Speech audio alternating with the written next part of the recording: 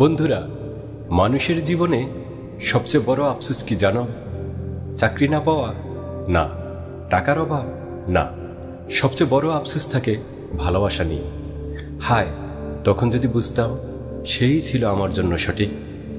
আজকে এমন একটি বিষয় নিয়ে কথা বলবো যেটা শুনে হয়তো তোমার নিজের জীবনের কোনো ঘটনা মনে পড়ে যাবে। প্রত্যেকটা মেয়ের জীবনেই একটা ছেলে আসে।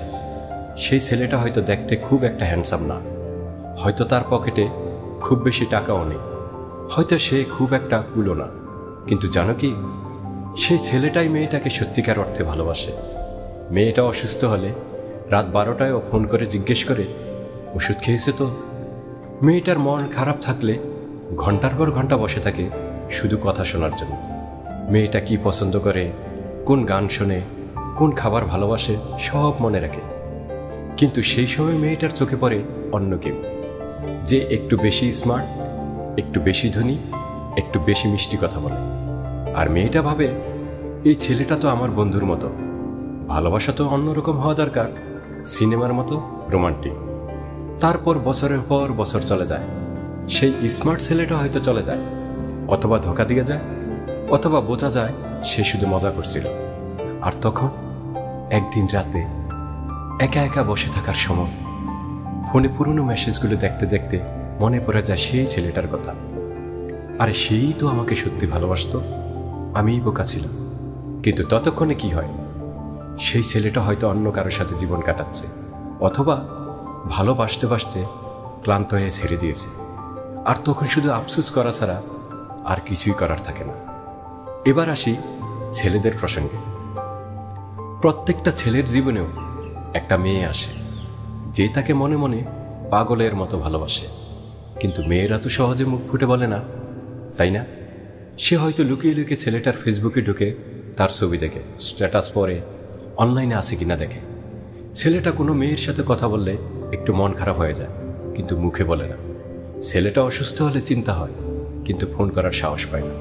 কিন্তু বোকা ছেলেটা, সে তখন অন্য কোনো মেয়ের পেছনে ঘুরছে, যে হয়তো তাকে একটুও পাত্তা দেয় না।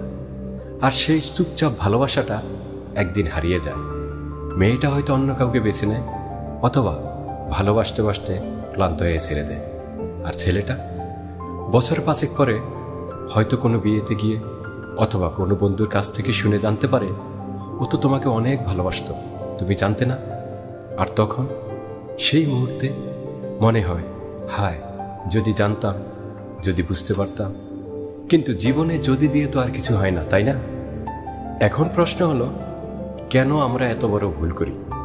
কেন আমরা যেটা সামনে আছে সেটার দাম বুঝি না? আসলে মানুষের একটা বদ অভ্যাস আছে, আমরা যেটা সহজে পাই সেটার দাম বুঝি না। যেটা পেতে কষ্ট হয় সেটাকেই বেশি দামি মনে হয়।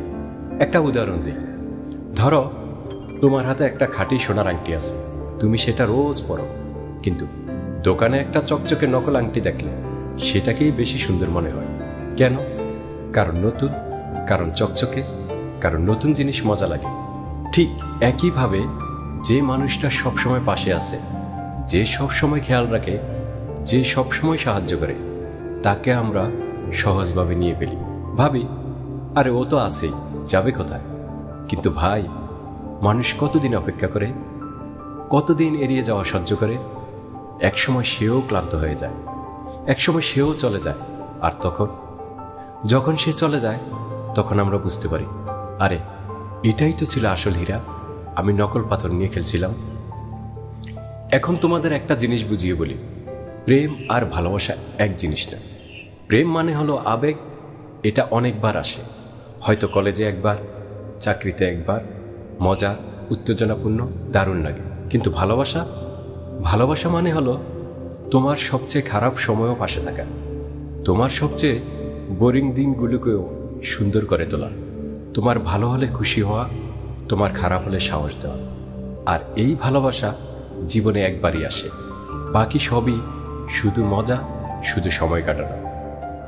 তো বন্ধুরা, যদি এই মুহূর্তে তোমার জীবনে এমন কেউ থাকে যে সবসময় তোমার পাশে আছে, যে তোমার সত্যিকারে খেয়াল রাখে, প্লিজ তার দাম দাও।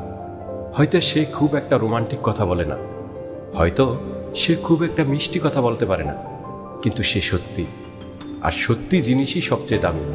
মনে রাখবে, জীবনে সব কিছু দ্বিতীয়বার পাওয়া যায়। চাকরি হারালে আরেকটা চাকরি পাওয়া যায়, টাকা শেষ হলে আবার আয় করা যায়, কিন্তু সত্যিকারের ভালোবাসা সেটা একবারই আসে।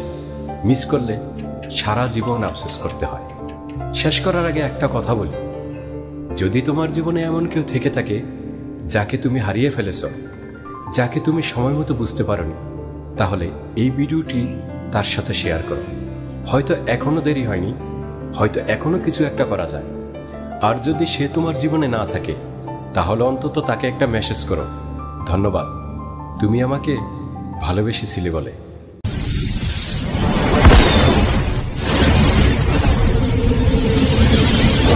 Love at Loss.